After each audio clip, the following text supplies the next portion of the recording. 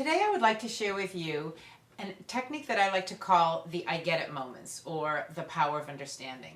There is nobody in your life that needs to be understood more than your teenager.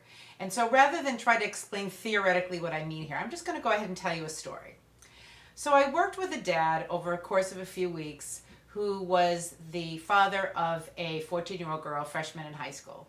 He described himself as kind of a gruff dad. It's not me telling you that. He described himself this way. He was on pickup duty on a Friday night for his daughter's first high school dance. It's 10:30 on a Friday night. The guy's exhausted. The last thing he feels like doing is, putting his coat on and going out the door and going to pick his daughter up at school.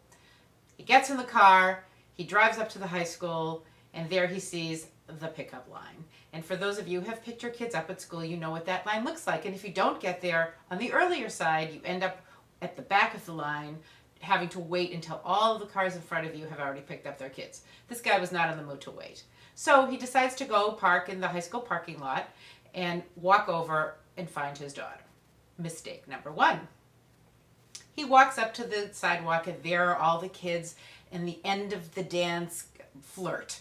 They're all excited to be together and checking each other out, and they don't want to leave, and they're waiting for their parents to come and pick them up. And the guy spots his daughter and walks over to her, thinking that, she'll give him at least a hello. Mistake number two.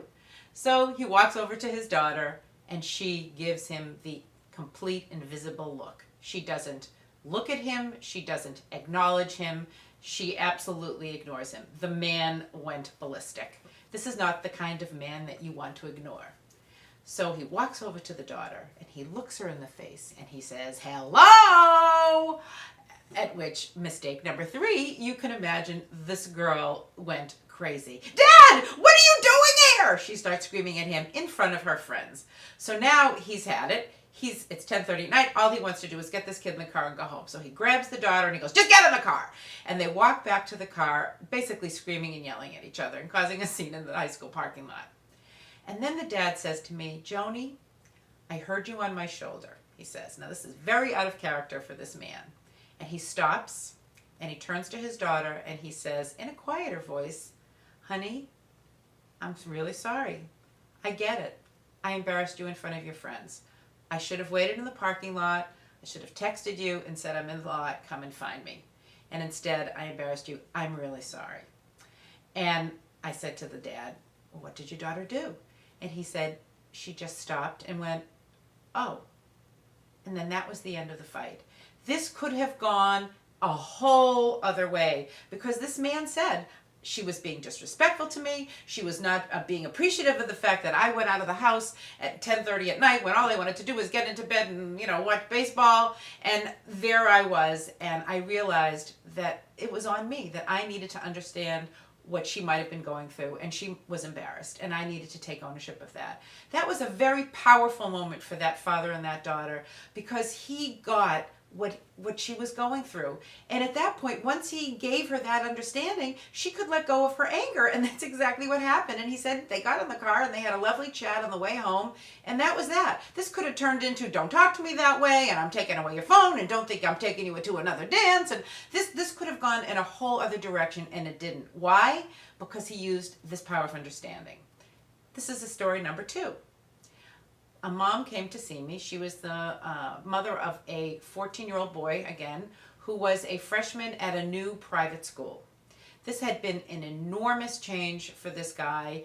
He didn't really want to go, but his mom was getting concerned about his academics at the high school. She didn't think he would make it there. She was afraid that he was hanging out with kids that she didn't think he should be hanging out with. And she decided, and her husband decided, they wanted to put him into a private school, and they did.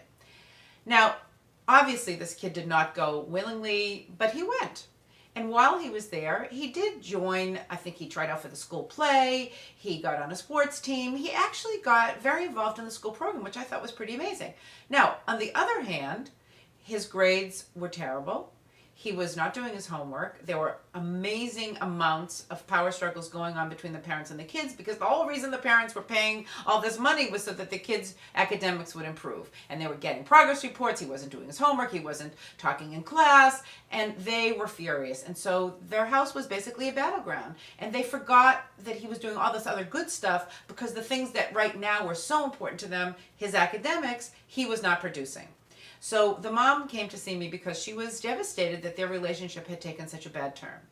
So I said to her, I want you to go back and sit down with your son and tell him how proud you are of the transition that he's made to this new school, that he's made friends, that he's joined teams, and that this must be a really hard thing that he has done. And she didn't realize how hard that must be for him, and that she is patient about the academics, and that she has confidence in his ability to do the work, and to just really applaud his effort for becoming involved in this new school and understanding how hard that must have been for him.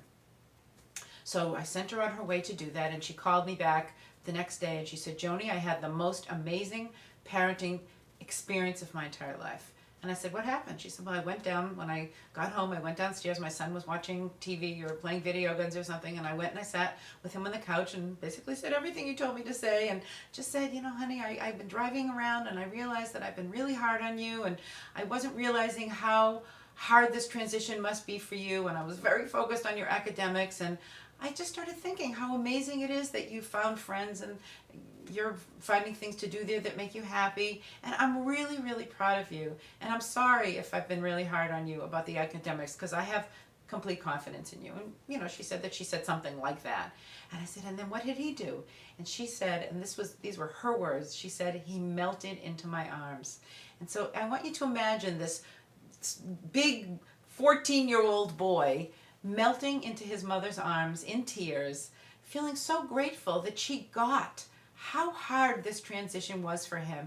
And no, maybe his grades weren't that good, but he was really working so hard to make himself feel comfortable in the school. And these are the powerful moments that you need to have with your kids, so that when you have to say no, and when you have to set up a situation where they are going to be really, really mad at you, you have had some history with them of understanding how hard hearing no is. And so when you have to say no, rather than just saying that's the way it is and I don't want to hear another thing about it, you can say, you know, I get it. This is frustrating for you. You might not want to have heard that no, and I'm really sorry, but this is the way it has to be. But I get that this is frustrating for you.